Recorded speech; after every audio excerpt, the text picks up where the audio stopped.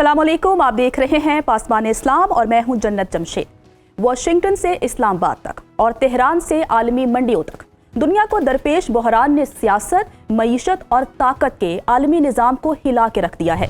सदर ट्रंप पाकिस्तान के जरिए ईरान से आने वाली नई जंग बंदी तजावीज़ पर अदम इत्मीनान का इजहार कर रहे हैं, लेकिन कांग्रेस को लिखे खत में ईरान के साथ मुसल्लह कशीदगी खत्म करने का दावा भी कर रहे हैं। क्या इसका वाज़े मतलब ये है कि जंग खत्म हो चुकी? अलबत्ता सियासी और सिफारती तनाज़ा बाकी है।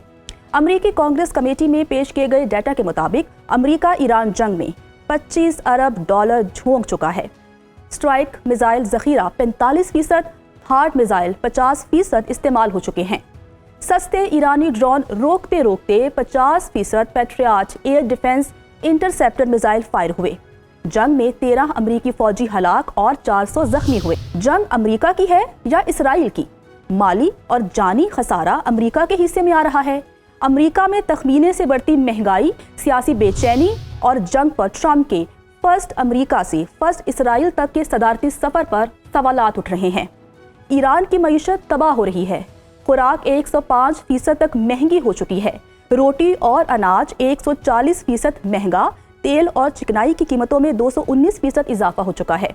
ईरानी रियाल तारीख की बुलंद तरीन गिरावट देख रहा है। जंग दुनिया का भी मसला है।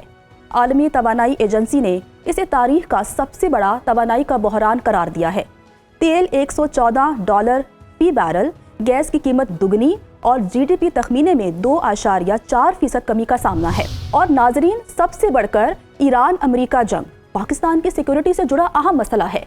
जंग फिर शुरू हुई, तनाज़ा हल ना हुआ, कशीदगी खत्म ना हुई, आपनाए हुरमस ना खुला, तो पाकिस्तान को जहां महंगी एनर्जी, महंगाई की बुलंद शरह का सामना होगा, वहीं ईरान से 900 किलोमीटर बॉर्डर पर बेचैनी देखने को मिलेगी। स्मगलिंग बढ़ने और नतीजे में दहशतगर्दों को जंगी मईशत से फ़ायदा उठाने का मौका मिल सकता है। ग्रेटर बलूचिस्तान का मसला सर उठा सकता है। फ़िरकावारियत की आग लग सकती है।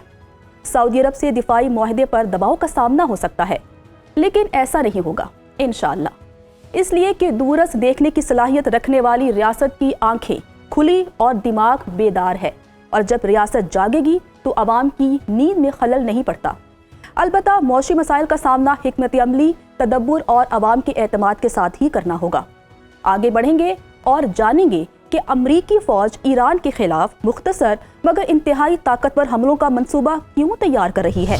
क्या दुनिया को एक बार फिर खुली जंग की हौलनाकी देखनी होगी या महदूद हमले के असरात भुगतने होंगे?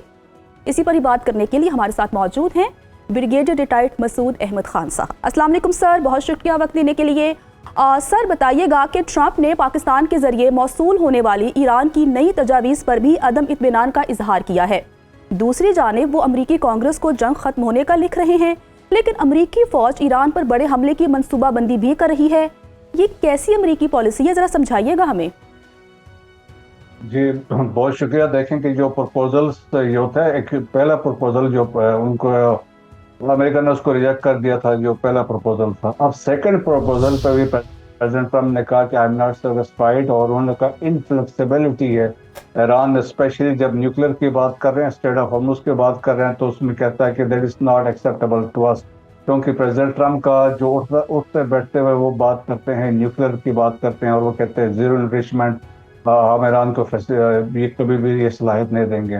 तो दैट इज़ वन थिंग। और अब we don't know the actual details के अंदर क्या है। लाइकली है कि आज रात को हो सकता है कोई रिस्पॉन्ड, उसमें से क्लैरिटी आ जाएगी, तो एक उसमें वो चांसेस है। सेकंड ये है कि जो उनके पावर्स थी कि वो 60 डेज का एक विंडो उनके पास था to carry out operation without getting the approval of Congress, वो 1 मई को एक्सपायर हुआ है। तो अब उनके पास अब देयर इज आर्गूमेंट भी हो रही है, डिबेट भी हो रही है, क्या वो पावर्स तो उसके एक्सटेंड हो सकते हैं। तो अगर जंग जारी हो तो उनके पास ये एक विंडो है कि 30 डेज की एक एक्सटेंशन उनको मिल सकती है। और फिर यह है, अब वो ये क्लेम करे जंग अभी बंद है, और वो कहते हैं जंग दोबारा स्टार्ट होगी तो अनदर 60 डेज का उनके पास विंडो होगा। So there is a heated debate America के अंदर अब इस पे है, क्योंकि पास में भी हमारे पास वो मिसालें ऐसी हैं कि जिसमें प्रेसिडेंट उनके उस वक्त के प्रेसिडेंट्स ने अपने पावर्स को इस्तेमाल किया था। और फिर तीसरी बात इम्पोर्टेंट जो है कि जो they are also at the same time की ऑप्शंस भी देख रहे हैं प्रेसिडेंट ट्रंप को एक ब्रीफिंग दी गई है स्टेंडकॉम में, जिसमें पॉसिबल ऑप्शंस पे डिस्कशन की गई है, जी जिसमें एक है कि एक स्विफ्ट स्ट्राइक्स इंफ्रास्ट्रक्चर्स पे करें और साथ साइमल्टेनियसली वो ब्लॉकेड को इंटैक्ट रखें। और सेकंड ऑप्शन उनके पास ये भी है, स्ट्रेट ऑफ हॉर्मुज को हमने खुलवाना है, क्या उसके लिए बूट्स ऑन ग्राउंड होंगे, तो बड़ा एक मैसिव मुश्किल काम होगा। और तीसरी इंपॉर्टेंट चीज़ है रिकवरी ऑफ दोस्त दैट इनरिच यूरेनियम जो इस्फहान के सराउंडिंग में पड़ा है, उसको निकालना। तो ये चीज़ों पे ऑप्शंस पे डिस्कशंस की गई है।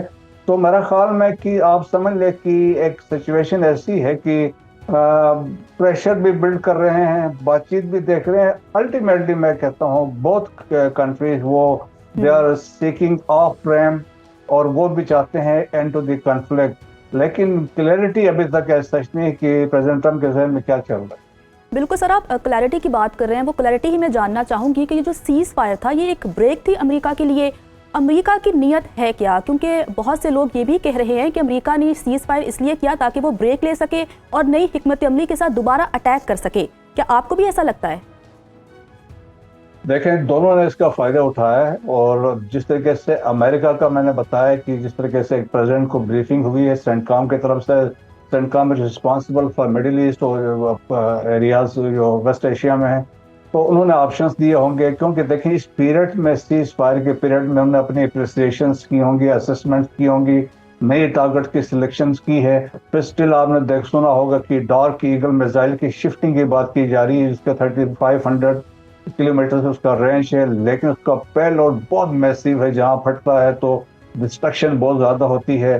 तो इस तरह के मैसेजेस भी आ रहे हैं, ट्रुप्स की बिल्डअप भी हो रही है, और एट द सेम टाइम देखें कि ब्लॉकेड भी जारी है, सो प्रेशर वहां से भी है। ईरान पे ये एक्यूज किया जा रहा है कि उन्होंने इस टाइम को उन्होंने बिल्ड किया, अपनी जो मिसाइल्स एंड ड्रोन्स को कैपेसिटी को उन्होंने उसको इम्प्रूव किया है, दैट इज वन थिंग। और वो डिब्री के अंदर जो चीज़ें फंसी हुई थी, वो कहते हैं कि उन्होंने उसको भी वहां से निकाला है। तो वो दोनों तरफ से एक किस्म की तैयारी है, शक दोनों तरफ से है। ईरानी इसका भी शक है कि ये कुछ कर सकते हैं, लेकिन मेरा ख्याल में ऐसा होगा नहीं, क्योंकि जिस हालात में प्रेसिडेंट ट्रंप भी फंसे हुए हैं उनके लिए मुश्किलात है, but at the same time Iran के लिए भी बहुत सारे मुश्किलात हैं because of the naval blockade. बिल्कुल सर, आपने हुर्मुज़ की बात की, मैं भी उसी का जिक्र करना चाहूँगी कि एक तरफ ट्रंप कहते हैं कि उन्हें फ़र्क नहीं पड़ता क्योंकि अमेरिका के पास तो तेल मौजूद है रूस और सऊदी अरब से ज़्यादा, लेकिन दूसरी जानिब उन्होंने बहरी नाकाबंदी भी की हुई है। क्या ईरान के एटमी प्रोग्राम से भी ज़्यादा जो हसास और फैसला कुन मसला है वो आपनाए हुर्मुज़ बन चुका है और उसे खुलवाने के लिए अमेरिका किसी भी हद तक जा सकता है? जी हाँ, बिल्कुल ऐसा ही है। देखें कि initially straight of Hormuz never figure out, कहीं पे ये बाय डिफॉल्ट अभी निकला है, दुनिया मानती है। नो, स्ट्रेट ऑफ हॉर्मुज़ अभी आप समझ लें कि ईरान के टेक्स्ट बुक का हिस्सा बन गया है। फ्यूचर में कुछ भी होता है तो फर्स्ट काम जो ईरान करेगा वो स्ट्रेट ऑफ हॉर्मुज़ को बंद करेगा। रशियन फॉर्मर जो प्रेसिडेंट है डिमित्री मेदोव, उन्होंने ये कहा है कि ईरान हैज डिस्कवर्ड इस न्यूक्लियर एसेट्स, वो that is straight of Hormuz. सो वो एक वेपन के तौर पे अब स्ट्रेट ऑफ हॉर्मुज़ इस्तेमाल हो रहा है, क्योंकि आप देखें कि उससे क्या हुआ है कि न सिर्फ अभी ईरान भी डिपेंडेंट उस पर है, बट जिस कंट्रीज देखें एड आप जब कहते हैं 1/5 ऑफ ऑयल, गैस भी है, फर्टिलाइजर भी वहां से आते हैं, हेलियम भी है वहां से, सल्फर भी वहां से आता है, सब कुछ बंद हुआ। तो जो रेवेन्यू जनरेट कर रहे थे जिससे कंट्रीज वो भी बंद हुआ। फिर ऊपर से इसके इम्पैक्ट देखें तो वर्ल्ड इकोनॉमी पे इसके इम्प्लीकेशन है सीरियसली, फार ईस्ट एशिया है, साउथ एशिया है, और रिसेशन दुनिया भर में हो रही, इवन अमेरिका के अंदर इसके वो इम्प्लीकेशंस हम देख सकते हैं। तो आप समझ लें कि इट हैज बिकम वो है, लेकिन इसमें एक नया ट्विस्ट भी है।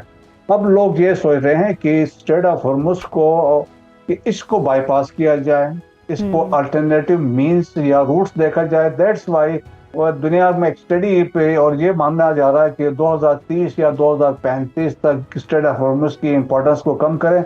जो जीसीसी कंट्रीज हैं कि वो कोई पाइप लाइन्स और लिंक बना के वो इसको बाईपास करके यूरोप के साथ, रेस्ट ऑफ द वर्ल्ड के साथ अपने कम्युनिकेशन जो लिंक्स वो एस्टेब्लिश कर सकते हैं। सो एक this is one of the possibilities. بالکل ایسا ہی لگ رہا ہے کہ امریکہ کسی بھی حد تک جا سکتا ہے. اچھا سر، اگر ہم امریکہ کی انٹرنل پالیٹکس کی بات کر لیں تو 2015 میں جب امریکہ اور ایران کے درمیان ڈیل ہوئی تھی تو ڈیموکریٹس کی حکومت تھی. اس کے بعد ٹرمپ آئے تو انہوں نے ڈیل کو ختم کر دیا.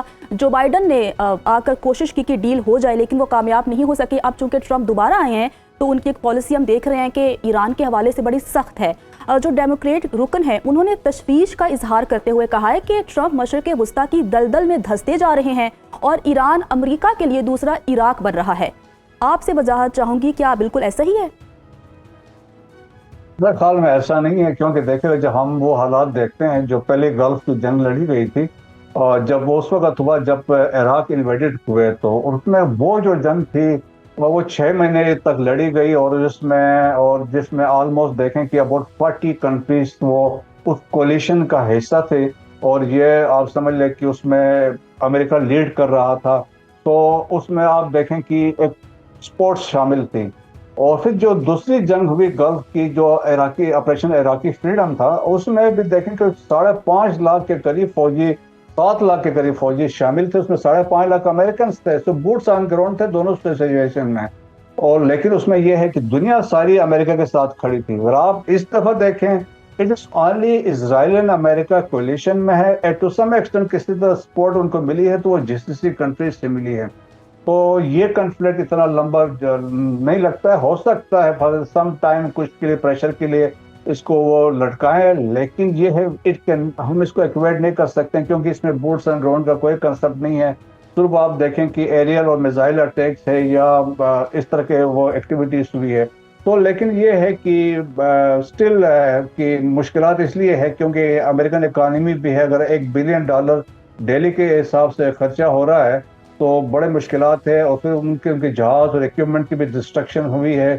اور پھر ان کے دیکھیں نا، ہم یہ کہہ سکتے ہیں کہ دس وار ہیز ڈینٹڈ پولیٹیکلی، ملیٹریلی اور ڈپلومیٹکلی امریکہ کو انہوں نے اس کا نقصان پہنچا ہے. دیٹس وائی اب امریکہ کی آئسولیشن ہے اور دنیا مانتی ہے دی سو کالڈ امپائر از ڈکلائننگ.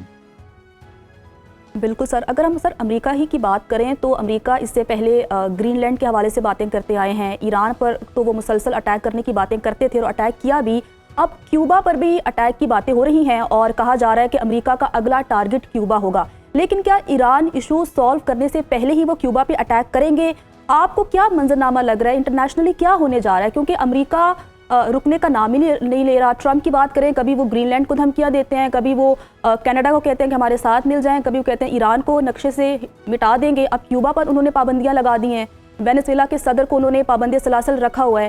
تو کیا انٹرنیشنلی کیا تبدیلیاں آپ دیکھ رہے ہیں؟ کیا منظرنامہ آپ دیکھ رہے ہیں؟ امریکہ کیا کرنے جا رہا ہے؟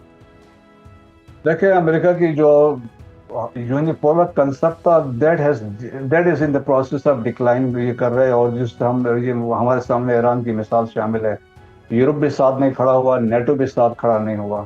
تو سائملٹینیسلی اٹس ناٹ پاسبل کہ وہ جا کے کیوبا کو کنفرنٹ کرے. پھر آلریڈی دیکھیں کہ ابھی ریسنٹلی آپ 2-3 دن پہلے پریزیڈنٹ پوٹن کی ان کے آپس میں بات ہوئی ہے. وہ کافی 1.5 گھنٹے کی بات چیت ہوئی ہے اور واضح طور پہ بتایا جا رہا ہے اس میں پوٹن نے اپنا کنسرن کا اظہار کیا. اور کیوبا آپ کو پتا ہے کہ رشیا کا بڑا قریبی وہ ہے، سپورٹ حاصل رہی ہے. کولڈ وار میں بھی اکٹھے تھے تو وہ نہیں چاہیں گے. پھر امریکہ کے اندر پریشر دیکھا نا کہ اندر سے ڈومیسٹک پریشر اتنا ہے. وہ اس جنگ سے ویسے خوش نہیں ہیں.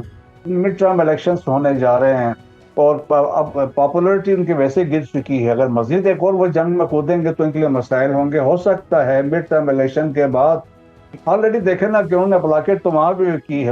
وہ انٹرڈکٹ کرتے ہیں کوئی شپ وہاں سے گزرتی ہے تو ہے. لیکن مجھے نہیں لگتا ہے کہ نیئر فیوچر میں کریں گے. Initial concentration will remain on Iran کہ اس سے وہ چاہیں گے ایک سیف ایگزٹ ان کو مل جائے اور اس کو بیس کر کے وہ مڈ ٹرم الیکشنز پہ جا کے کہیں کہ ہم نے وکٹری لی ہے اور یہ ہمارے اچیومنٹ.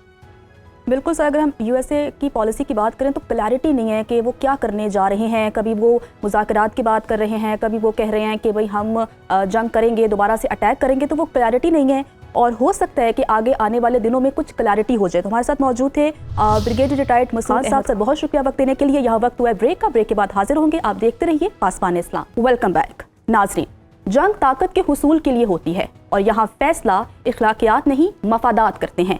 لیکن ثالثی کے لیے وہی آگے بڑھتا ہے جو اخلاقی جرت اور حساسیت کے ساتھ ساتھ مفاد عامہ کو نظر میں رکھتا ہے۔ پاکستان امریکہ ایران ثالثی میں ابتدائی مایوسیوں کے باوجود آج بھی سرگرم ہے۔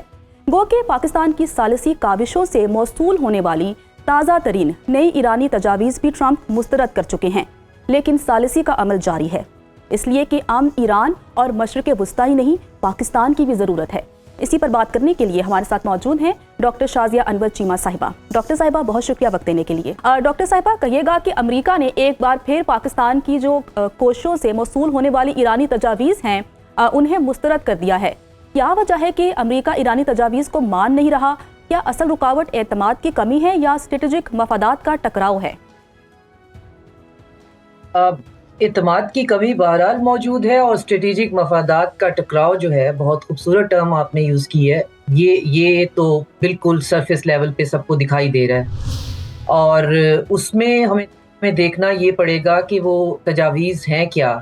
تو جو انفارمیشن میرے پاس ہے اس میں وہ تجاویز ہیں 3 سٹیج ایک پلان ہے، جس میں 3 سٹیجز کے اندر ایران نے کہا ہے کہ وہ اس مسئلے کا حل چاہتے ہیں، اور ان سٹیجز میں سے پہلی سٹیج پہ وہ ان کا یہ کہنا ہے کہ ہم سٹیج بائی سٹیج جو ہیں مرحلہ وار جو ہے اس پہ بات کرنا چاہتے ہیں۔ تو پہلے مرحلے پہ ہم بات کریں گے کہ جنگ کو مکمل بند کیا جائے اکراس ایکسس آف ریزسٹنس، ہر جگہ پہ انکلوڈنگ لیبنان۔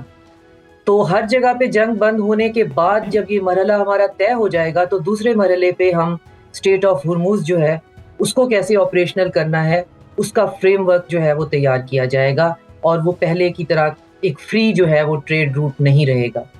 وہ مسئلہ جب حل ہو جائے گا تو پھر ہم دوبارہ بیٹھیں گے اور ہم نیوکلیئر پہ بات کریں۔ اب یہ سارے کا سارا پلان تیار اس طرح سے ہوا ہے کہ پہلے جو ایرانین فورن منسٹر ہیں عباس اراغچی، جب امریکہ نے انہیں کہا کہ آپ فوراً پہنچیں اسلام آباد اور ہم بھی پہنچ رہے ہیں، تو تب ایران نے کہا کہ ہم نہیں آ رہے ہیں۔ بالکل، اور اس میں ہمارا کردار یہ تھا کہ ہم نے ایک وینیو پرووائڈ کیا ہوا ہے، ہم نے مشورہ کے لیے ہم موجود ہیں، ہم میڈیشن کے لیے موجود ہیں، مگر ہم دونوں میں سے کسی پارٹی کو فورس نہیں کرنا چاہتے ہیں، اور نہ ہی ہم کسی چیز کے گارنٹور بننا چاہتے ہیں۔ تو اوپن ہینڈ ہے دونوں کے پاس۔ تو ایک پارٹی نے دوسری کو کہا کہ آپ تشریف لائیے اور دوسرے نے کہا ہم نہیں آ رہے۔ خیر وہ تو ظاہر ہے ایپیسوڈ سارا ہمارے سامنے ہے، لیکن عباس اراغچی اس کو گزارنے کے بعد پھر اسلام آباد آتے ہیں اور بہت ایکسٹینسو میٹنگز پاکستان میں کرتے ہیں، اور بہت ڈیٹیل جو ہے وہ میری انفارمیشن کے مطابق ہر پہلو پہ جو ہے وہ مشورہ کرتے ہیں، اور پھر یہاں سے فلائی کرتے ہیں مسقط۔ جب عمان پہنچتے ہیں تو وہاں جا کے اسٹیٹ آف ہرموز کو عمان اور ایران نے مل کر کیسے چلانا ہے اس کا فریم ورک کا بلو پرنٹ تیار کرتے ہیں، پھر واپس پاکستان فلائی کرتے ہیں، پاکستان کو دوبارہ انفارم کرتے ہیں کیا پیش رفت ہوئی ہے، کیا بات ہوئی ہے، پھر پاکستان کی مشورہ اور تمام جو ہے وہ چیزیں اور جو فیڈ بیک ہے اس کو لے کر وہ سینٹ پیٹرز برگ جاتے ہیں، اور پھر وہ پوٹن سے اور سرگے لیوروف سے ملتے ہیں۔ تو ان ساری باتوں کو اگر ہم دیکھیں تو اس میں ہمیں یہ سمجھ میں آ رہا ہے کہ یہ جو پہلے دن سے میں کہہ رہی ہوں کہ یہ اس میں بہت سے سٹیک ہولڈرز ہیں، اور یہ صرف اب ایک بائی لیٹرل ایشو نہیں رہا ہے۔ بالکل، اب یہ بائی لیٹرل نہیں ہے تو اسٹیٹ آف ہرموز کا مسئلہ یا جنگ بندی مرحلہ وار کرنا، ان تمام کے لیے بہت سے ممالک جو ہے ان کے ساتھ مشورہ، ان کو بیٹھ کر جو ہے ان کو بات کرنی ہے۔ اب جو آپ کا سوال تھا کہ امریکہ نے ایکسیپٹ کیوں نہیں کیا، تو جو انفارمیشن میرے پاس ایرانین میڈیا سے یا ان کے سورسز کی طرف سے آ رہی ہے، تو ان کا یہ کہنا ہے کہ اس کو پروپوز کرنے کا، اس 3 سٹیج پلان کو پاکستان کو پہنچانے کا اور پھر پاکستان نے آگے امریکہ کے اس حوالے کرنا تھا، اس کا پارشلی اس کا پرپس بھی یہ تھا کہ ہمیں پتہ ہے کہ انہوں نے اس کو نہیں ماننا ہے، اور دوسرا جو پروپوزل ہے اس پہ تو بات ہو ہی نہیں سکتی ہے، تو ہم جنگ کے لیے بھی تیار ہیں اور کسی حملے کے لیے بھی تیار ہیں، مگر یہ 50% کی اس میں ریشو ہے۔ 50% یہ ہے کہ تمام ممالک گلف کے، سینٹرل ایشیا، ہم لوگ ترکی، ایجپٹ، ہم مل کر یہ سوچ رہے ہیں کہ اب اس کے اندر جو پوائنٹس ہیں جن کے اوپر پرابلم ہو سکتا ہے اس پہ میٹیگیٹ کیسے کرنا ہے۔ اور ڈاکٹر صاحبہ سب یہی سوال کر رہے ہیں کہ بھائی ٹرمپ کی پالیسی ہے کیا؟ کلیئرٹی سبھی چاہ رہے ہیں کہ وہ جنگ کرنا چاہ رہے ہیں، کی بات کرنا چاہ رہے ہیں۔ اچھا، پاکستان کی بات کر لیتے ہیں، کیونکہ پاکستان ثالث کا کردار ادا کر رہا ہے۔ پاکستان کو کیا مل رہا ہے؟ یہ ہر کوئی سوال کر رہا ہے۔ اگر امن ہو جاتا ہے تو وہ تو پوری دنیا کے لیے بہترین ہے نا، لیکن اگر ناکامی ہوتی ہے، ایران میں ایک ایسی حکومت آتی ہے جو جیسے اسرائیل بیک کرتا ہے، تو یہ پاکستان کے لیے کتنی بڑی ناکامی ہوگی، کیونکہ پاکستان ایران کے ساتھ اپنا بارڈر شیئر کرتا ہے، انڈیا کے ساتھ بھی ہمارے تعلقات اچھے نہیں ہیں، افغانستان کے ساتھ ہم اس وقت حالت جنگ میں ہیں. تو پاکستان کے لیے کتنا ضروری ہے کہ امن ہو جائے، اور پاکستان کو کیا ملے گا؟ یہ تو پرسپیکٹیو ہے نا. آپ جس طرح اس کو بیان کر رہی ہیں اس میں اس کو اگر اس کے ایک اور طریقہ بھی ہے کہ مسئلہ یہ ہے کہ ہماری جیوگرافیکل لوکیشن ایسی ہے کہ we are being sandwiched between two جو ہیں ہمارے پاس ٹیررسٹ اسٹیٹس ہیں. جی. ایک جو ہے وہ ٹیررسٹ ہاربر کرتے ہیں اور دوسرے جو ہیں وہ اسٹیٹ فنڈیڈ ٹیررزم کرواتے ہیں انڈیا کی شکل میں. تو یہ دونوں جو ہیں، افغانستان تو اس کی تو نہ ایسی کوئی پوزیشن ہے، نہ کوئی ایسی حیثیت ہے. وہ تو وہاں پہ پیسے دے کر وہاں پہ آپ ایک نرسری آپ نے ٹیررزم کی بنائی ہوئی ہے، تو وہ ہمارے لیے کوئی اتنا بڑا تھریٹ نہیں ہے، نہ ہم نے کبھی ان کو اس طرح سے سمجھا ہے. ہاں، انڈیا کی طرف ہماری جو ہے ہم ہمیشہ چوکنے رہتے ہیں اور انڈیا جو ہے وہ کوئی موقع ہاتھ سے جانے نہیں دیتا، لیکن کرنٹ سینیریو میں وہ بہت زیادہ ارریلیونٹ ہو گیا ہے. جو چیز ہم براڈر پکچر پہ مس کر رہے ہیں وہ یہ کہ جو نیو الائنمنٹس ہیں وہ اتنی سرفیس پہ دکھائی نہیں دے رہی ہیں. ہم بات تو کر رہے ہیں یونیپولیرٹی کی، چلی گئی ملٹی پولیرٹی آ رہی ہے، لیکن اس کا کوئی آن آف یا سوئچ بٹن نہیں ہے جس سے ہمیں پتہ چلے کہ کل یونیپولیرٹی تھی آج ملٹی پولیرٹی. ایسا ہسٹری میں ہوتا بھی نہیں ہے. تو پاکستان جو ہے وہ کیا حاصل کر رہا ہے؟ پاکستان نئے دنیا کا نظام یا نیا ورلڈ آرڈر اور ملٹی پولیرٹی کا پہلا دروازہ کھول رہا ہے. پاکستان ایک ملٹی نوڈل ڈپلومیسی پہ کام کر رہا ہے جس کا ویژن جو ہے وہ آج سے 15 سال پہلے چائنیز جو ہیں وہ آلریڈی دے رہے ہیں. پھر چائنیز اور رشین جو ہے ان کی جو نو لیمٹ پارٹنرشپ ہے وہ اس نے ان کو آگے بڑھایا ہے. اور اب یہ پاکستان کے قسمت میں یہ چیز آئی ہے کہ انیشیٹ یہ ہم سے ہو جانا ہے. اب اس کا مطلب کیا ہے انڈیویزیبل سیکیورٹی کا یا نیا جو اسٹرکچرل اکنامک فریم ورک ہے، اس کا مطلب کیا ہے؟ اس کا مطلب یہ ہے کہ پہلے ہمارے پاس ایک دنیا میں واچ ڈاگ جو ہے ہمیں اس کی عادت رہی ہے. ہمیں یونائٹڈ نیشن کی، IMF کی، IAEA کی، ہمیں ان اداروں کی عادت ہے جو ہمیں بتاتے ہیں کہ ہم نے کیا کرنا ہے، جو ہمیں بتاتے ہیں کہ کیا غلط کر رہے ہیں، پھر ہمیں بتاتے ہیں اب آپ گریو لسٹ میں ہیں، آپ بلیک میں ہیں، اب قرضہ بڑھ گیا ہے. تو ہمیں عادت ہے مانیٹر ہونے کی. جو نیا فریم ورک ہے اس میں ملک اپنے بائیلیٹرل نظام کو خود چلائیں گے اور ہولسٹکلی انٹرنیشنل رولز کے لیے یونائٹڈ نیشن کے فریم ورک کو ری اسٹرکچر کرنے کی بات کر رہے ہیں. اب یہاں پہ گلف کے اندر جو امریکہ کی بیسز تھیں وہ ان کا پریٹینس یہ تھا کہ گلف کے کنٹریز کو ایران سے خطرہ ہے. جی. ہم کوشش یہ کر رہے ہیں کہ گلف کے کنٹریز اور ایران کا خطرہ اگر آپس میں طے ہو جائے تو پرابلم باہر سے آئے گا ہی نہیں، کیونکہ باہر سے جو پرابلم آ رہا ہے وہ اب دو ہاتھیوں کی جنگ ہوگی. وہ امریکہ اور چائنا کی جنگ ہے، اور یہ دو ہاتھی اگر آ کے ہماری جغرافیائی حقیقت پہ ٹکراتے ہیں تو ہمارے لیے بہت ڈیواسٹیٹنگ ہو جائیں گے. تو اس میں ایک سٹیک ہولڈر نہیں ہے. پاکستان اس میں حاصل یہ کر رہا ہے کہ پاکستان نئے ورلڈ آرڈر کا جو ملٹی نوڈل ڈپلومیسی ہے اس کا بلو پرنٹ تیار کر رہا ہے. اور وہ اس کا بلو پرنٹ تیار کرنے کا پریولیج اس کے پاس کیوں آیا ہے؟ ملک تو بہت سے ہیں، اس کے اندر سعودی عربیہ، ترکی، مصر شامل ہے، سینٹرل ایشین کے کنٹری شامل ہیں، اس کے اندر چائنا شامل ہے، اس کے اندر رشیا شامل ہے، اس کے اندر باقی یہ لسٹ تو بہت لمبی ہے. ڈاکٹر صاحب آپ صحیح فرما رہی ہیں، لیکن سمجھ بھی تو نہیں آ رہا نا کہ ٹرمپ چاہتے کیا ہیں. کبھی وہ کہتے ہیں جنگ ختم ہو چکی ہے، لیکن ساتھ ہی وہ جنگ کی بات بھی کر رہے ہیں. امریکی فوجی حملے کی نئی منصوبہ بندی بھی امریکہ جو ہے وہ کر رہا ہے. ایران امریکہ کشیدگی کا مستقبل آپ کیا دیکھ رہی ہیں؟ کیونکہ کلیئرٹی نہیں ہے نا، سمجھ ہی نہیں آ رہا کہ کل کیا ہوگا. کلیئرٹی وہ پریزنٹ کر رہے ہیں as a madman theory. اب میڈ مین تھیری ایک ریڈنڈنٹ تھیری ہے. کبھی کسی زمانے میں فلسفی میں پڑھائی جاتی تھی کہ جی بعض اوقات اسٹیٹس مین جو ہیں وہ میڈ مین کی طرح بیہیو کرتے ہیں تاکہ ان کا اپوننٹ کنفیوز رہے اور کچھ ڈیسائیڈ نہ کر پائے. لیکن کنفیوز رہنے میں آپ نے دیکھا کہ پہلے 10 پوائنٹ آئے. اب ایرانیوں کا کہنا ہے چونکہ آگے سے ہمارے اوپر ایک میڈ مین کی تھیری امپوز کی گئی ہے، ہمیں نہیں پتا کہ ہمارا تھریٹ کیا ہے، ہمیں نہیں پتا کہ ہم تھریٹ انالیسس کیا کریں، کاسٹ بینیفٹ کیا ہے، ہم کس بات پہ انالیسس کریں. تو ہم جو ہیں حملے کی تیاری کر کے بیٹھے ہوئے ہیں اور ساتھ میں ہم نے اپنا 3 سٹیج آپ کو ایجنڈا پیش کر دیا ہے. آپ کے ہے، آپ ماننا چاہتے ہیں تو مان لیں، نہیں ماننا چاہتے تو نہ مانیں. تو اور وہ بھی پھر پاکستان کے پاس آیا ہے. کہ پاکستان سے ایران بھی بات کرتا ہے, پاکستان سے گلف کے کنٹریز بھی بات کرتے ہیں, امریکہ بھی بات کرتا ہے, چائنا بھی بات کرتا ہے, ایون سینٹرل ایشیا کے وہ کنٹریز جن کی ایران کے ساتھ نہیں بنتی وہ بھی ہمارے سے بات کرتے ہیں. تو ہم اس جنگ کو کے اسپل اوور کو بھی روک رہے ہیں. جو پارٹیز اس جنگ کا حصہ بن سکتی تھیں وہ اب اس کا حصہ نہیں ہے, اور بہت سینٹی کے ساتھ, بہت عقل کے اور شعور کے ساتھ جو ہے وہ اس چیز کے براڈر پکچر کو اب سمجھ رہی ہیں. لیکن بات پھر وہی ہے کہ ایک تو تھیری میڈ مین کی ہے جس کے اندر عقل نہیں ہے, اور دوسرا وہ تھیری اپلائی ہو رہی ہے ایک ایسے ایمپرر کی طرف سے جس کی ایمپائر جو ہے وہ اپنی لاسٹ لیگ پہ ہے, اور ایمپائرز جب ڈوبنے لگتی ہیں تو وہ بہت نقصان کرتی ہیں. اب وہ بہت نقصان کو بچانے کے لیے یہ سارے ممالک جو ہیں کہیں نہ کہیں کوئی روڈ بلاک ڈالنے کی کوشش کر رہے ہیں, لیکن ہمیں نہیں معلوم کیونکہ اس ایمپائر کو بھی تو ایک وکٹری چاہیے, وہ یہاں سے ڈیفیٹ لے کے کیسے جا سکتا ہے. اور یہ پاکستان کے کندھوں پہ ایک اور بڑی ذمہ داری ہے جو کہ باقی سب ممالک نے, اور سب کو یہ پتا ہے, اور یہ تھیورسٹ بھی جو ہیں وہ جتنے بھی لوگ جو ہیں وہ پولیٹیکل فلسفی پڑھتے ہیں وہ اس بات کو جانتے ہوں گے کہ جب بھی ایمپائرز کا آخری وقت آتا ہے اگر آپ ان کو گریسفل ایگزٹ نہ دیں وہ بہت رuthless ہو جاتی ہیں اور بہت نقصان کر دیتی ہیں. تو ڈاکٹر صاحبہ اب جنگ کا فیصلہ اب امریکی کانگریس نے کرنا ہے, چونکہ امریکی صدر نے خط بھی لکھا جس کے بعد آج ہی یقیناً فیصلہ ہو جائے گا. تو آپ کو کیا لگتا ہے, کیا جنگ کو قانونی طور پر روک دیا جائے گا یا پھر جو صدر کا جواز جو انہوں نے خط میں پیش کیا ہے اسے مان لیا جائے گا؟ کیا دیکھ رہی ہیں آپ؟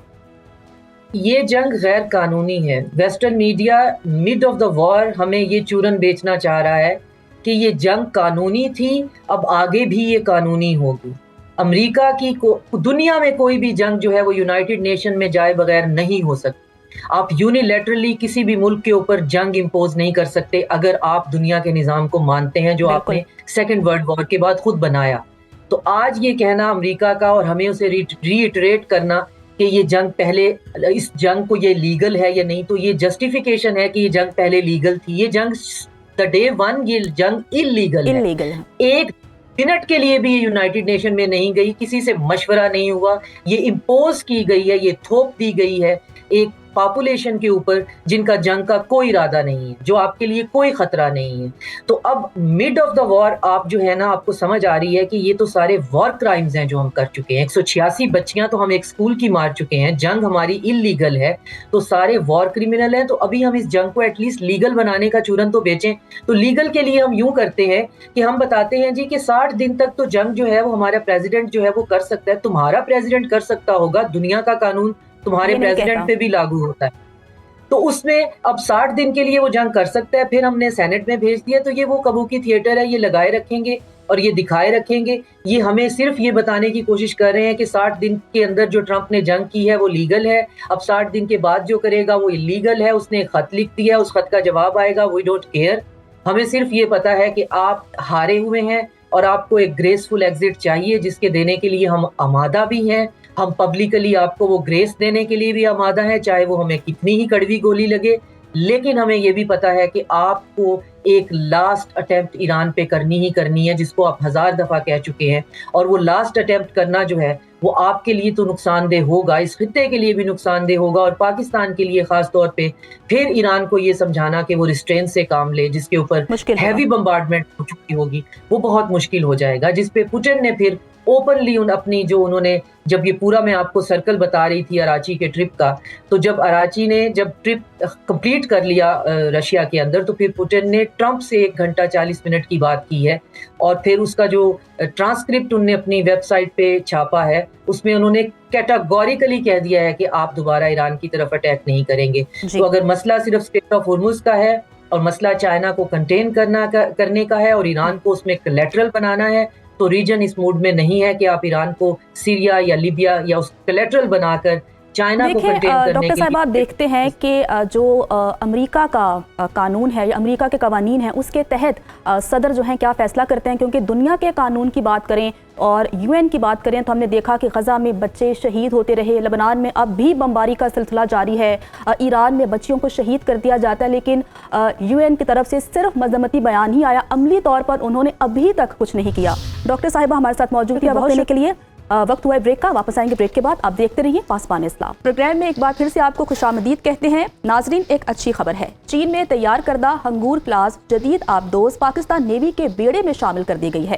माहिरीन के मुताबिक नई आबदोज गेम चेंजर सलाहियत की हामिल है। ये बहीरा अरब में पाकिस्तान और भारत की बहरी क़ुव्वतों के दरमियान ताकत का तवाज़ुन कायम करेगी। एयर इंडिपेंडेंट प्रोपल्शन सिस्टम की वजह से हंगूर क्लास का आबदोज जदीद तरीन न्यूक्लियर आबदोज से सिर्फ एक स्टेप नीचे है। पाकिस्तान की बढ़ती बहरी ताकत भारत के लिए कैसे एक थ्रेट बनी हुई है, इसी पर बात करने के लिए हमारे साथ मौजूद हैं rear admiral retired Faisal Shah साहब। सर, बहुत शुक्रिया वक्त देने के लिए। सर, कहिएगा कि हंगूर क्लास की चीन में तैयार करदा पाकिस्तानी आबदोज की सलाहियतों के बारे में मैं जानना चाहूंगी, बताइएगा। बहुत शुक्रिया मुझे प्रोग्राम में लेने का। देखिए, हंगूर क्लास सबमरीन हम चीन से ले रहे हैं और ये ट्रांसफर ऑफ टेक्नोलॉजी के तहत आ रही हैं, यानी 4 सबमरीन चाइना में बनेंगी और 4 पाकिस्तान में बनेंगी। ये सबमरीन बड़ी जदीद तरीन प्लेटफॉर्म्स हैं और ज़ेर सतह जारी बात है कि ये काम करती है, तो इसके जो सेंसर्स हैं, इसका जो इक्विपमेंट है वो बहुत मॉडर्न है और बहुत दूर तक देखने, सुनने और समझने और जांचने की सलाहियत रखता है। फिर इसके ऊपर मिसाइल सिस्टम्स हैं जो कि सतह आब पे और जो ज़मीन पर टारगेट्स हैं उनको टारगेट कर सकते हैं, उनको अटैक कर सकते हैं। उसके अलावा इनके पास टॉर्पेडोज भी हैं जो कि दूसरी सबमरीन्स को या फिर जहाज़ों को जो उनका हिस्सा सतह आब के नीचे होता है उसको अटैक कर सकते हैं। तो ये बड़ी एक कंप्लीट पैकेज है और बड़ा मॉडर्न पैकेज है, यानी हर लिहाज से इसका जो डिज़ाइन है, इसका जो प्रोपल्शन सिस्टम जैसे आपने बताया इंडिपेंडेंट प्रोपल्शन सिस्टम है जो कि ज़्यादा तेज इसको सतह आपके नीचे रहने पर मदद कर सकता है। फिर इसका मिसाइल सिस्टम, इसका टॉर्पेडो सिस्टम, इसका देखने की सलाहियत, इसकी दूर तक सुनने की सलाहियत, ये सब चीज़ें मिला के देखें तो एक बहुत अच्छा पैकेज है। और 8 सबमरीन्स हैं, तो जब जाहिर बात है कि इस तरह की 8 प्लेटफॉर्म्स आपके फ्लीट में शामिल हो जाएंगे तो कितनी कैपेबिलिटी आपकी बढ़ जाएगी नेवी की। मैं इसका आपको एक एग्जांपल इस तरह से दे सकता हूं कि ये जो मई 2025 का वाकया हुआ था जिसमें आप देखें कि इंडिया पाकिस्तान का 4 दिन का कॉन्फ्लिक्ट था। उस 4 दिन के कॉन्फ्लिक्ट में इंडियन नेवी 700 किलोमीटर दूर खड़ी रही और इस 4 दिन में 2 दफ़ा अपने एयरक्राफ्ट कैरियर को वो छुपाने ले गए अपनी कोस्ट के पास, जहां से उसको एयर कवर प्रोवाइड करते रहे लैंड से। तो मैं समझता हूं कि जब ये सबमरीन्स आ जाएंगी तो उनके एयरक्राफ्ट कैरियर, उनकी नेवी के पास ये जो 700 किलोमीटर वाली जगह थी ये भी नहीं मौजूद रहेगी। इतना भी स्पेस अवेलेबल नहीं होगा कि वो वहां ठहर सकें या अपने किसी शिप को मूव कर सकें और अपनी कोस्ट के पास ले जा सकें। जी अच्छा सर, कहिएगा कि हंगूर क्लास आबदोज इंडिया की न्यूक्लियर आबदोज से मुकाबला करने की सलाहियत रखती है या इंडियन न्यूक्लियर आबदोज को पाकिस्तानी समंदरों में दाखिल होने से रोक सकती है? देखें, जो नेवीज होती हैं वो अपना एरिया ऑफ ऑपरेशन के हिसाब से अपनी कैपेबिलिटी को डेवलप करती हैं। तो इंडियन सबमरीन अगर हमारे पानियों में आने की कोशिश करेगी और आगे से हमारी इतनी सारी सबमरीन्स खड़ी भी होंगी तो उसके पास तो जगह ही नहीं होगी कि वो इस समंदर में आके कोई ऑपरेट कर सके या अपने आप को छुपा सके। तो कोई मुमकिन ही नहीं है उसके लिए कि वो हमारे पानियों की तरफ बढ़ने का सोच भी सके। अभी हमारे पास ये सबमरीन्स नहीं है, उसके बावजूद आप देखिए कि पिछले 7-8 साल में हमने इंडिया की 4 दफ़ा सबमरीन्स को पकड़ा है और उनको इंडिया के हवाले किया है। तो आप बताइए कि जब ये सबमरीन्स आ जाएंगी और ये सारी जगह भर जाएगी हमारी सबमरीन से, तो उनकी सबमरीन्स को कहाँ मौका मिलना है कि वो पाकिस्तान की तरफ आने का सोचे। जी बिल्कुल ऐसा ही है। अच्छा सर, अगर हम पिछले साल की बात करें तो भारत ने पाकिस्तान पर अटैक किया, फजाई हमला किया, लेकिन अब ये खबरें सामने आ रही है कि दोबारा से ऑपरेशन सिंदूर को लॉन्च किया जाएगा और समंदर से लॉन्च करने पर मंसूबाबंदी हो रही है। क्या वजह है इसकी? देखिए, इसकी तो मैं कई दफा वजह बता चुका हूँ कि वो इसलिए ये कहते हैं कि समंदर पे उनको कोई नुकसान नहीं हुआ था और इसलिए नुकसान नहीं हुआ था कि उन्होंने समंदर का फ्रंट खोला ही नहीं था। ये बावजूद इसके कि उनका जो मीडिया था, पॉलिटिकल लीडरशिप थी, वो कहते रहे कि जी हम समंदर से ये कर देंगे, वो कर देंगे, और अब भी कह रहे हैं कि सिंदूर 2.0 वहां से खोलेगी क्योंकि पर्दा रह गया था, तो उस पर्दे की आड़ में वो ये काम कर सकते हैं। लेकिन अगर वो कर सकते होते तो उस वक्त करते जिस वक्त उसकी जरूरत थी, जब इनको हजीमत का सामना था, खिफत का सामना था फजा में और जमीन पे, तो उसको मेकअप करते ये समंदर से, लेकिन वहां से तो नहीं कर सके। तो अगर वो उस वक्त नहीं कर सके तो आज कैसे कर सकते हैं या कल कैसे कर सकते हैं? पाकिस्तान नेवी और इंडियन नेवी का जो कैपेबिलिटी गैप है वो हमने मई 2025 में दिखा दिया है कि कोई गैप नहीं है, क्योंकि उनकी नेवी को हमने 700 किलोमीटर से 1 इंच आगे बढ़ने नहीं दिया। تو یہ گیپ جو ہم نے کیپیبلٹی اپنی دکھائی ہے گیپ ختم کرنے کی، وہ کیپیبلٹی آج بھی موجود ہے اور کل بھی موجود ہے۔ بالکل سر۔ اچھا سر، اگر ہم بھارت کی بات کریں تو بھارت پر تو جنگی جنون سوار ہے، اور بھارتی پولیٹیشنز کی جانب سے اس طرح کے بیانات سامنے آتے ہیں کہ پاکستان پر اٹیک کیا جائے گا، اس لیے پاکستان اپنی دفاعی طاقت کو مضبوط سے مضبوط تر کر رہا ہے۔ سر، پاکستان نیوی نے پچھلے دنوں خود سے تیار کردہ سمندر سے فضا اور زمین تک مار کرنے والے میزائل کا تجربہ کیا تھا۔ کیا خاصیت ہے اس میزائل کی، اور یہ کیسے انڈیا کے لیے چیلنج بن سکتا ہے؟ دیکھیے، پاکستان نیوی نے 2 میزائلز کے ٹیسٹ کیے تھے، ایک سطح آپ پہ کرنے کے لیے اور ایک ہوا سے سطح آپ پہ کرنے کے لیے، اور دونوں میزائلز اگر آپ ان کا اندازہ لگائیں تو دونوں جو شپس ہیں ان کے خلاف استعمال ہوں گے، یعنی جو سرفیس شپ سطح آپ پہ ہوں گے ان کے خلاف استعمال ہوں گے۔ اب آپ دوسری طرف دیکھ لیجئے کہ انڈین نیوی کو کس چیز پہ اپنے زیادہ فخر ہے۔ ان کو اپنے ایئر کرافٹ کیریئر پہ سب سے زیادہ فخر ہے، تو ایئر کرافٹ کیریئر بہت بڑا ٹارگٹ ہوتا ہے سطح آپ پر۔ تو اگر پاکستان نیوی نے اپنی تیاری کی ہے سطح آپ پہ ٹارگٹ کرنے کی، تو اس کا مطلب بالکل واضح مطلب ہے کہ اگر انڈین ایئر کرافٹ کیریئر آگے بڑھنے کی کوشش کرے گا یا اس کے ساتھ جہاز آگے آنے کی کوشش کریں گے تو وہ پھر ہمارے عطاب سے بچ نہیں سکیں گے۔ ہمارے پاس فضا سے بھی مار کرنے کی کیپیبلٹی ہے اور سطح آپ سے بھی مار کرنے کی کیپیبلٹی ہے۔ چلیں سر، یہ تو بہترین ہے۔ سر، اگر ہم مشرق وسطیٰ کی بات کر لیں تو اب بحری جنگ شروع ہو چکی ہے۔ ایک طرف ایران نے آبنۂ ہرمز کو بند کیا ہے تو امریکہ نے بحری ناکہ بندی کا سلسلہ جاری رکھا ہوا ہے۔ تو مشرق وسطیٰ میں پھیلی کشیدگی کے تناظر میں اگر بات کریں تو پاک بحریہ کے لیے خطے میں کیا چیلنج آپ دیکھ رہے ہیں؟ دیکھیے، پاک بحریہ کے لیے ایک بڑا چیلنج تو ظاہری بات ہے کہ یہ ہے کہ جو ہماری ٹریڈ ہے 90% سی سے زیادہ اور 80% ہمارا تیل آتا ہے، سی سے زیادہ گیس آتی ہے، تو ہمیں اس کو جاری و ساری رکھنا ہے۔ اچھا، پاکستان بحریہ یا پاکستان جو واقعہ ہے کانفلکٹ ہے، اس میں پارٹی تو نہیں ہے، لیکن ظاہری بات ہے کہ اس علاقے سے ہماری چیزیں آتی ہیں تو ہمیں ان کو سیف طریقے سے لے کر آنا ہے۔ تو پاکستان نیوی نے ایک محافظ البحر کے نام سے آپریشن شروع کیا ہوا ہے کہ ہمارے جتنے مرچنٹ شپس ہمارے لیے سامان لے کر آ رہے ہیں، ہم ان کو بحفاظت اس خطے میں سے نکال کے لے کر آئیں اور اپنے ملک تک پہنچائے تاکہ ہمارے ملک میں قلت کا سامنا نہ ہو۔ تو یہ ایک چیلنج اس وقت ہمارے یہاں موجود ہے۔ اگر خدا نخواستہ لڑائی دوبارہ بڑھتی ہے، شروع ہو جاتی ہے، تو ظاہری بات ہے کہ پھر چیلنجز ہمارے لیے بڑھ جائیں گے۔